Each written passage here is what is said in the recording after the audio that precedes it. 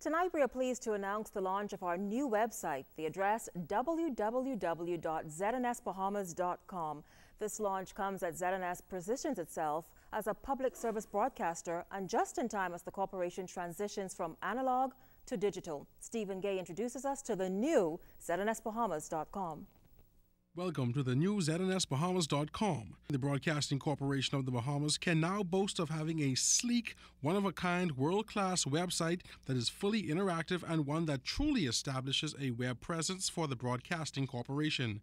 It's also a site that truly benefits Bahamians living in and out of the country by providing a cyber link to the latest happenings. With just a few clicks of a mouse, one can take full advantage of all ZNS services, like up-to-the-minute news and sports, live television and radio streaming, featuring programming from both New Providence and Grand Bahama. You can also get accurate, up-to-the-minute, detailed weather forecasts for all islands, and even the latest news coming out of Parliament. Along with the profiles of ZNS personalities and original programming, ZNSbahamas.com also offers a full features section that has a little something for everyone, including a link to the official ZNS Facebook page. Meet Donovan Clark, the owner of Violent Tiger Creative, the company who developed the new website.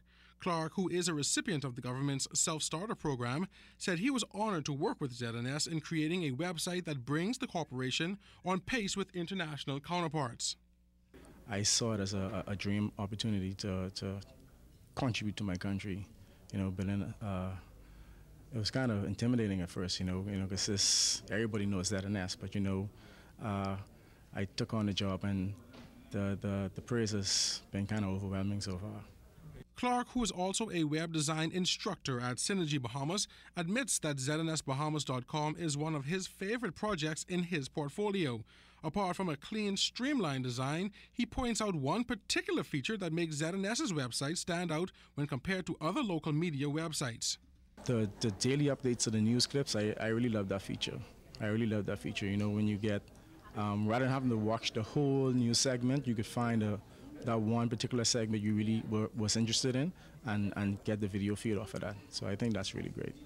The other websites I feel is kind of maybe too overflooded with information, kind of too much text, really, and ads all over the place. But eventually, I feel everybody else will catch up with you guys. Now, if you're interested in advertising on the new website, simply log on or contact our sales team. We're offering multi-month introductory packages.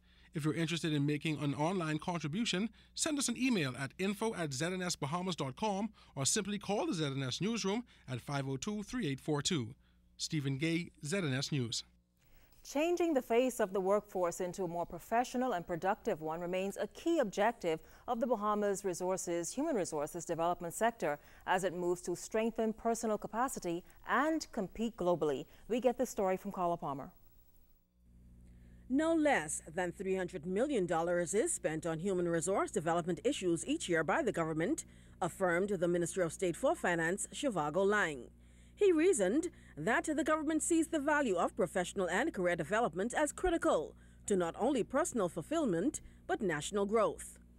We know that building the capacity of our citizenry will lead to, one, stronger family and community life, increased and optimal productivity, which leads to a more efficient and competitive economy that creates jobs, improves incomes, and builds wealth and prosperity for our people. According to Lang, the government remains on a steadfast path to building a smarter and progressive workforce, implementing initiatives touted as having an impact from the cradle to the grave. We've significantly established and expanded a preschool system in the country, acknowledging the fact that early education improves success in later life. We've also sought to strengthen primary and public education in the country. We've expanded opportunities for access to higher education through the establishment of the $100 million education loan program in 2001. And there's more. We've also launched the Self-Starter program, which says to those young Bahamians who say, listen, I'm not interested in being an employed person, I want to be an employer or a self-employed person, an opportunity to get up to $5,000 that they can use to start their own businesses and to thereafter achieve their own personal success in that way. And then we've had such success in that program that persons who are older than 30 said, you know, what about us? And so we then launched the Jumpstart program. Minister Lang says while the government has taken responsibility of ensuring equal access and opportunity for all in education, he's encouraging individual responsibility. Employees will not invest in their own personal development if it's not paid for by an employer. And that's simply, to me, a recognition on your part that you don't think you are worth investing in yourself. No employer, constrained by issues of profitability and cost, is going to put as much into your personal development as you. And so if we don't put something into our own personal development, then we are capping our own personal progress in the workplace and in life. Carla Palmer, ZNS News. To some, they might just be little red flowers that we wear around this time of the year. But in reality, every poppy you buy, the proceeds go a long way in helping the country's war veterans and their families. Today, members of the British Legion Bahamas branch and the Scout Association of the Bahamas sat down with our news team to talk about the importance of Poppy Day. A flower that the soldiers wore during their fight or during their struggle. The interesting part about this poppy is that in Remembrance Day in England, at the Royal Albert Hall, they have a service at the night time, on the night before the Sunday, and they'd literally drop thousands of just the poppies from the ceiling at the end of the service, which is normally represented by the Queen and other members of the royal family and all the ex-servicemen. But it's nationally televised in England when they drop thousands of these poppies from the ceiling at night time, at the end of the service. And if you go back into the First World War, the Flanders fields in Belgium and Germany were covered with poppies where they buried the old soldiers. Here's a little history lesson for you. Bahamians fought in World Wars I and II in Africa and Europe. Many feel it's a must we do our part to show our gratitude. As Remembrance Day draws near, the organization has prepared 30,000 poppies for this year's drive to various schools, churches, and government departments. We've discovered by working with the association that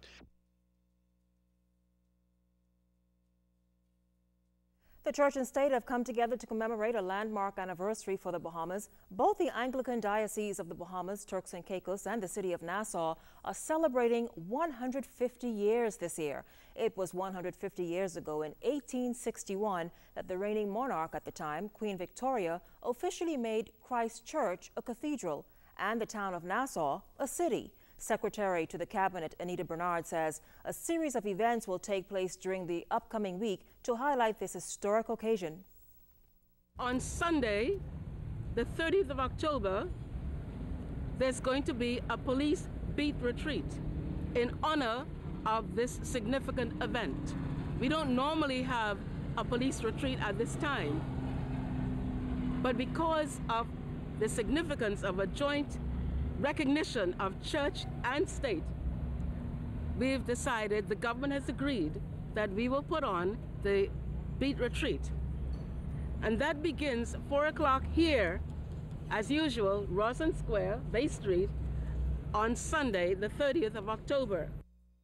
Now, the following week, on November 4th, a pontifical celebration mass of the Thanksgiving will be held at Christ Church Cathedral beginning at 3, and that will be followed by a candlelight procession to Rawson Square for the blessing of the city of Nassau. Speaking on behalf of the Anglican Diocese was Archdeacon Keith Cartwright. For us today, it is a giving thanks to Almighty God for his many, many blessings to us as a people and as a church, working together, trying to develop our country even further and lead our people to greater heights. So we are very, very, very, very thankful for this opportunity.